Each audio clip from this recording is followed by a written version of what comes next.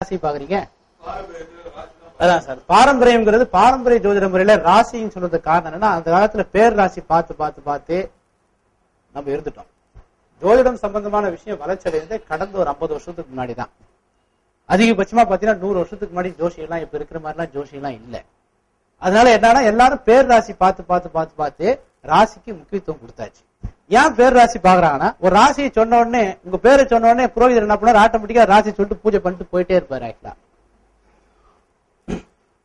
ஓகேங்களா, அதாவது நம்முடைய இந்த ராசிக்கு இந்த பேர் அப்படின்னு சொல்லிட்டு வச்சுட்டா ஒரு குழப்பம் இருக்காதே அப்படிங்கிறதால தான் இந்த ராசியில பிறந்தவங்களுக்கு இந்த எழுத்துல பேர் வைங்க அப்படின்னு சொன்னது.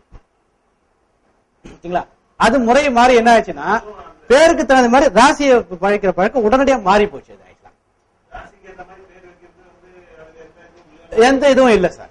அதாவது என்ன அப்படின்னா, அந்த காலத்துல என்னன்னு பாத்தீங்கன்னா, எல்லாருக்கும் ஜோதிடம் தெரியாதுங்கிறதால இந்த பேரு இருக்கிறவங்க இந்த ராசி, இந்த நட்சத்திரம், இந்த பாதம், இவர் இந்த நட்சத்திரத்தில் இந்த பாதத்துல பிறந்திருந்தாருன்னா இவருக்கு இந்த தசை நடக்கும் இவ்வளவு வயசு ஆன பிறகு அப்படின்னு ஒரு அனுமானம் பண்றதுக்காக ஒவ்வொருத்தருக்கும் அது மாதிரி ஒரு மெத்தடாலஜியை கொண்டாந்தாங்க.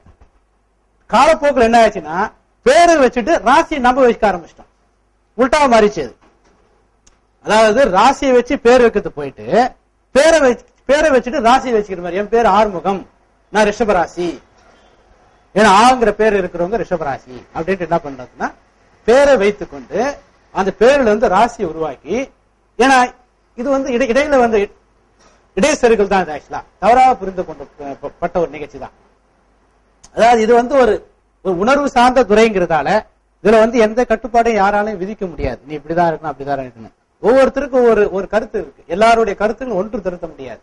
அதுக்கு என்ன பண்ணா, இதுல இருக்கிற இன்டெலிஜென்ஸ் பீப்புள் ஒருவருக்கு ஒருவர் கூடி அவ்வப்போது விவாதித்து புதிய புதிய கருத்துக்களை உண்டாக்கணும்.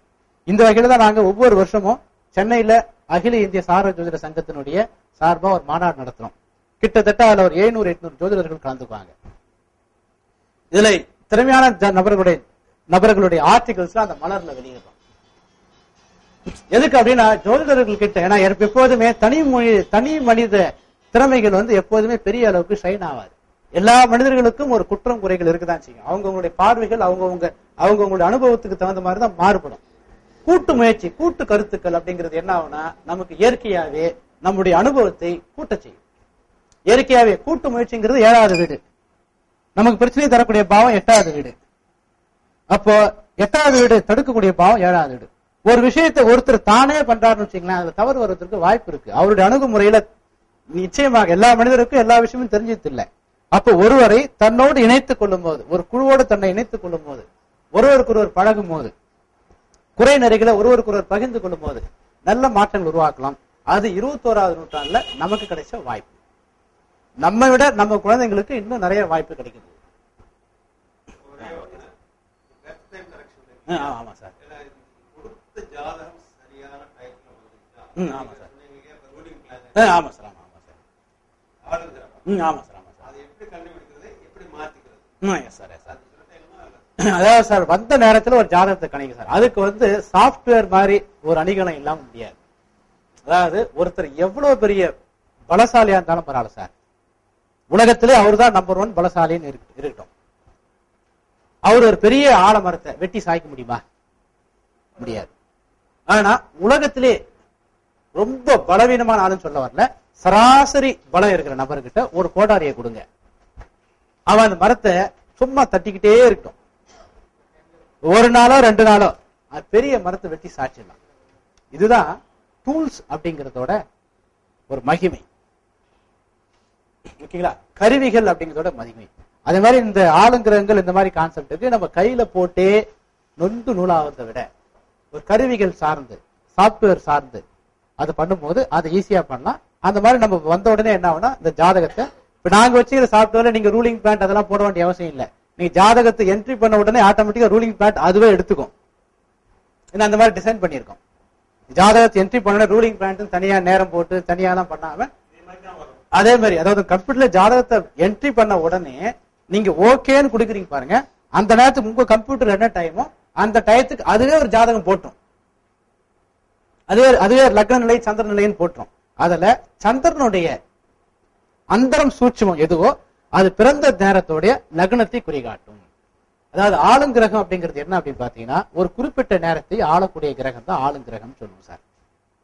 ஒரு குறிப்பிட்ட நேரத்தை ஆளுங்கிரகம்னா என்னன்னா, இந்த உலகத்துல இருக்கிற எந்த ஒரு விஷயமும் காரண காரியமும் நடக்காது. உதாரணத்துக்கு ஒரு வீட்டை பூட்டுறீங்க, பூட்டும் போது என்ன நேரம்னு குறிச்சிக்கங்க. வெளியே போயிட்டு ஒரு 3 மணி நேரம் கழிச்சு வந்து தரங்க, என்ன நேரம்னு குறிங்க. ரெண்டுத்துக்கும் ஜாதகம் போடுங்க. பூட்டும் போது இருக்கிற லக்ன நிலை, திறக்கும் போது இருக்கிற சந்திர நிலையும் ஒன்னா இருக்கும். பூட்டும் போது இருக்கக்கூடிய சந்திரனுடைய நிலை திறக்கும் போது இருக்கிற லக்ன நிலையோட டேலி ஆகும். இதுதான் ஆளுங்கிரகம் சொல்றது சார். ஆளுங்கிரகம் ஒரு சம்பவத்தை நம்ம ஆராயும் போது அப்ப இருக்கக்கூடிய சந்திரனுடைய நிலை அந்த சம்பவம் ஆரம்பிக்கும் போது இருக்கக்கூடிய லக்ன நிலையோட ஏதோ வகையில் தொடர்பு கொள்ளும். அதே மாதிரி ஒரு சம்பவத்தை ஆராயும் போது இருக்கக்கூடிய லக்ன நிலை அந்த சம்பவம் ஆரம்பிக்கும் போது இருக்கக்கூடிய சந்திரனுடைய நிலையை கூட ஏதோ ஒரு வகையில தொடர்பு கொள்ளும். இந்த மாதிரி விஷயத்தை வச்சு பார்க்கும்போது நம்ம வந்த நேரத்துல சந்திரனுடைய அந்தரம் சூட்சுமம் அப்படின்ற 2 கிரகங்கள், அந்த 2 கிரகத்துல ஏதாவது ஒரு கிரகம் பிறந்த நேரத்தோடைய லக்னத்தோடைய சப்சப் லாடுன்னு சொல்லுவோம், உபோப நட்சத்திரம். அதுக்கு வர மாதிரி நம்ம டைமை கொஞ்சம் முன்ன பின்ன அட்ஜஸ்ட் பண்ணா அது ஈஸியா கண்டுபிடிச்சிடலாம். அது கேட்கறதுக்கு கொஞ்சம் பிரமிப்பா இருக்கிற மாதிரி இருக்கும். ஆனா அதை ரெக்டிபிகேஷன் பண்றதுக்கு அதிகபட்சமாக உங்களுக்கு 15 செகண்ட்ல இருந்து 16 செகண்டுக்குள்ளதான் ஆகும். 15 செகண்ட்ல இருந்து 15 நிமிஷம் நினைச்சிட்டு போறீங்க.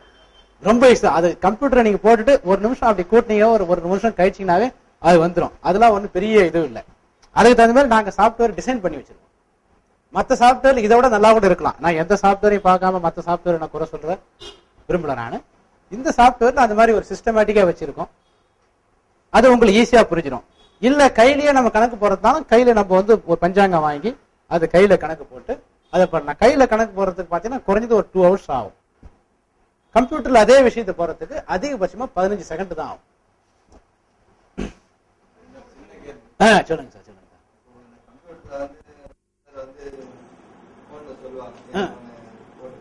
ஆமா சார்.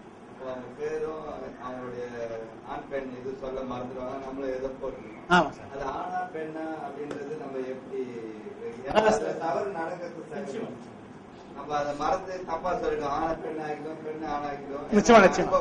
அந்த மாதிரி நேரத்துக்கு என்ன பண்ண, உங்களுக்கு போன் பண்ணி சொல்றாங்க இல்லையா, அந்த போன் நம்பர் உங்களுக்கு செல்லே இருக்கும். அதை எடுத்து மீண்டும் டயல் பண்ணுங்க. சார் இந்த குழந்தை ஆனா பெண்ணான்னு கேட்கு. காமெடிக்காக சொல்ல வரல, யாரும் சிரிக்க மாட்டீங்க. எவ்வளவு கஷ்டப்பட்டு ஒரு ஜோக்க சொல்றேன் எல்லாம்